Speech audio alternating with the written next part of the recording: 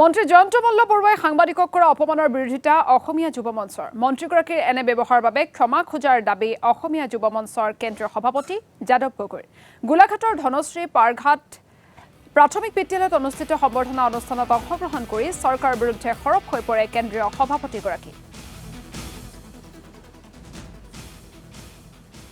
তেওঁ এনেকুৱা বক্তব্য ৰখাটো কোনো উচিত নহয়, কাৰণ চতুৰ্থ স্তম্ভ সংবাদকৰ্মীসকলে আজি বাতৰি সংগ্ৰহ কৰি প্ৰচাৰ কৰিছে আৰু তেওঁলোকক যদি ভুল কথাটো যদি শুদ্ধ কৰি তেওঁলোকে প্ৰকাশ কৰিবলৈ হয়, প্ৰকাশ কৰাৰ কাৰণে যদি জয়ন্ত মল্ল বেয়া পাইছে সেইটো কোনো তেওঁ ব্যক্তিগত কথা।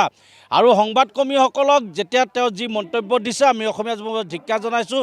ভৱিষ্যতত যেতিয়ালৈকে যদি জয়ন্ত মল্ল বৰুৱা সংবাদকৰ্মীসকলৰ অসমৰ সংবাদকৰ্মীসকলৰ মাপ তেওঁ ক্ষমা নোখোজে তেতিয়ালৈকে কিন্তু আমি অসমীয়া যুৱ মঞ্চই অসমৰ সংবাদকৰ্মীসকলৰ লগত আমি আছোঁ আৰু সহায় সহযোগিতা তেওঁলোকৰ লগত থাকিব। প্ৰতিবাদ কৰিলেও আমি সহযোগিতা থাকিব। জয়ন্ত মল্ল বৰুৱাই ক্ষমা খুজিবই লাগিব।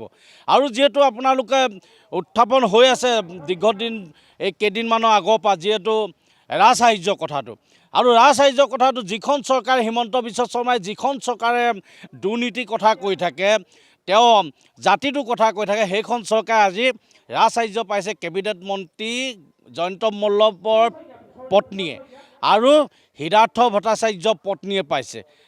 ৰাজসাহায্য পাব কোনে পাব লাগিছিলে?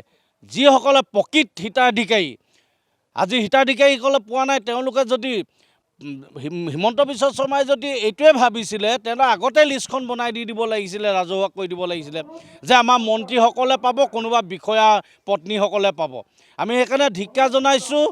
প্ৰকৃত হিতাধিকাৰীক তেওঁলোকে বঞ্চিত কৰি মন্ত্ৰী পত্নীক ৰাজসাহায্য দিয়াৰ কাৰণে আমি অসমীয়া যুৱ মঞ্চক ধিক্কাৰ দিছোঁ। আৰু এই ধিক্কাৰ জনাই আৰু যি ৰাজসাহায্য বন্ধ কৰিবৰ বাবে আমি অসমীয়া যুৱ মঞ্চই আমাৰ সংবাদকৰ্মী যোগেদি আমি চৰকাৰক দাবী জনাইছোঁ।